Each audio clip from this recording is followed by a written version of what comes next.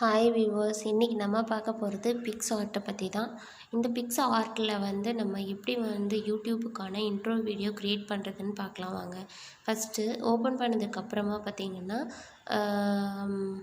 ட்ராயிங்கிறத click பண்ணி அதில் பேக்ரவுண்டை choose பண்ணிக்கோங்க. இதில் மேலே சைஸ் அலோகேஷன் கொடுத்துருக்காங்க. உங்களுக்கு எந்த மாதிரி சைஸில் வேணும் அப்படிங்கிறத நீங்கள் சூஸ் பண்ணி செலக்ட் பண்ணிக்கோங்க. இப்போது நான் 180x200141 செலக்ட் பண்ணிக்கிட்டேன். இப்போது நான் இன்ட்ரோ வீடியோ தான் க்ரியேட் பண்ண போகிறேன். அதனால் எனக்கு ஸ்ட்ரக்சர்ஸு தான் தேவை. அதாவது பாக்ஸ், ஸ்கொயர் எந்த மாதிரி ஷேப்பில் வேணுமோ அதை தான் நான் சூஸ் பண்ண போகிறேன். இப்போ நான் ஸ்கொயருங்கிற ஷேப்பை எடுத்துகிட்டு எந்த மாதிரி சைஸில் அதனோட திக்னஸ் இருக்கணும் அப்படின்னு நான் சூஸ் பண்ணிவிட்டு இப்போது ஓகே கொடுத்துட்டு நான் ட்ரா பண்ணுறேன். ட்ரா பண்ணி இதனோட பார்டர் சைஸ் திக்காக வேணும் அப்படின்னா சைஸ் இன்க்ரீஸ் பண்ணிக்கலாம். அண்ட் தென் மேலே இருக்க 3 டாட்ஸை கிளிக் பண்ணால் நியூ இமேஜ், புதுசாக ஏதாவது இமேஜை ஆட் பண்ணலாம் அப்படின்னு காட்டும். கீழே பார்த்தீங்களா ஒரு 3 பாக்ஸஸ் வச்ச மாதிரி இருக்குது.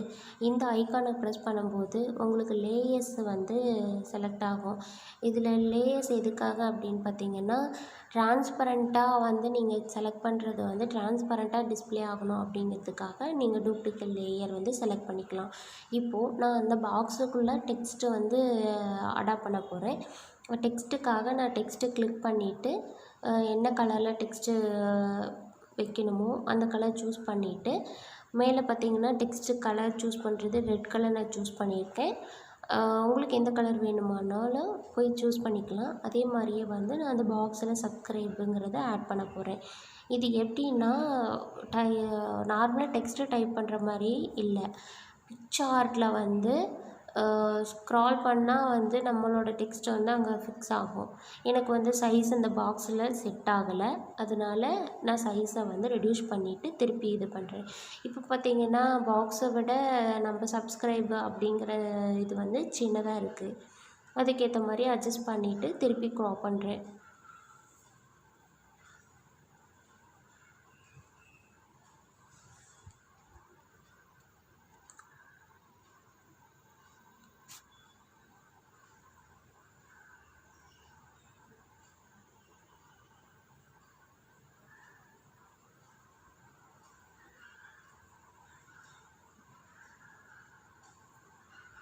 இதே மாதிரியே நீங்கள் ஃபஸ்ட்டு க்ராப் பண்ணிவிட்டு டெக்ஸ்ட்டை க்ராப் பண்ணிவிட்டு அதுக்கப்புறமா பாக்ஸஸை செலக்ட் பண்ணுறதும் பண்ணிக்கலாம். எனக்கு அது சூட் ஆகலை. அதனால நான் டெக்ஸ்ட்டை க்ராப் பண்ணிவிட்டு அதுக்கப்புறமா பாக்ஸஸை ஃபிக்ஸ் பண்ணுறேன். இப்போது அடாப்டாக இருக்குது. இப்போது திக்னஸ் வேணும் அப்படின்னா அட்ஜஸ்ட் பண்ணிக்கலாம். சைஸ் இன்க்ரீஸ் பண்ணிக்கோங்க.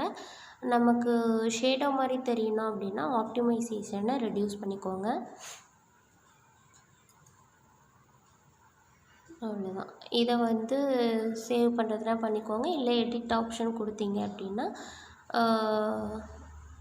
இந்த மாதிரி தான் உங்களோட ஸ்க்ரீனில் இது டிஸ்பிளே ஆகும். இப்போது நான் எடிட்டுங்கிற ஆப்ஷன் கொடுத்துருக்கேன். இதில் கீழே பார்த்தீங்க அப்படின்னா நிறைய எடிட் ஆப்ஷன் இருக்குது. பார்டர் கொடுக்கறது, டெக்ஸ்ட்டு, லெட்டர்ஸை மட்டும் ஸ்க்ராப் பண்ணி எடுக்கிறது, அப்புறம் ப்ரெஷ்ஷு எக்ஸட்ரா நிறைய இருக்குது. அதே மாதிரியே பாக்ஸஸுக்குள்ளே கலர் சேஞ்சஸ் பண்ணுறதுனாலும் பண்ணிக்கலாம்.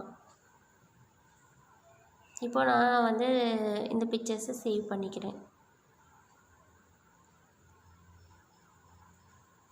இந்த மாதிரி ஆட் பிக்சார்ட்டில் வரும். அது முடிகிற வரைக்கும் வெயிட் பண்ணி தான் ஆகணும்.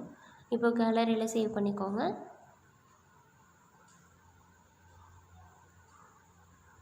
இப்போ நம்ம சேவ் பண்ண இதை பார்க்கும்போது பேக்ரவுண்டு ஒயிட்டில் இருக்குது. நம்மளோட சப்ஸ்கிரைப் பாக்ஸஸ் இது வரும். அதை கிளிக் பண்ணும்போது நமக்கு ஒரிஜினல் வியூ கிடைக்கும்.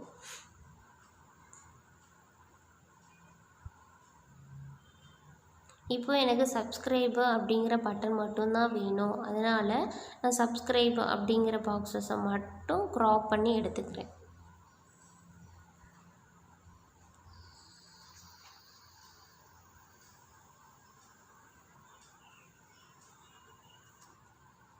இதை மட்டும் நான் தனியாக சேவ் பண்ணிக்கிட்டேன்.